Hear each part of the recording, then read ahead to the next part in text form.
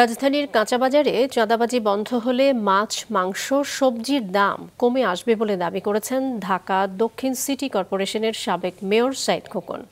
সকালে জাতীয় প্রেসক্লাবে সংবাদ সম্মেলনে তিনি অভিযোগ করেন, রাজধানীর বিভিন্ন সড়কে লাঠি হাতে দিনে রাতে চাঁদাবাজি হচ্ছে, যা সরকারের ভাবমূর্তি নষ্ট করছে।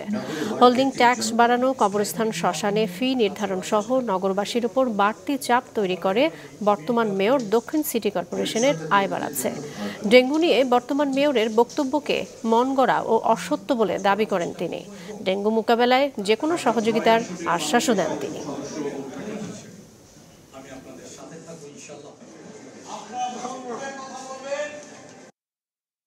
কাঁচা বাজারে যে চাঁদাবাজিগুলো হয়, এই চাঁদাবাজিগুলো আমরা যদি বন্ধ করতে পারি, এই আমিষের চাহিদাটা আমরা স্বল্প মূল্যে আমাদের জনগণের কাছে দিতে পারবো।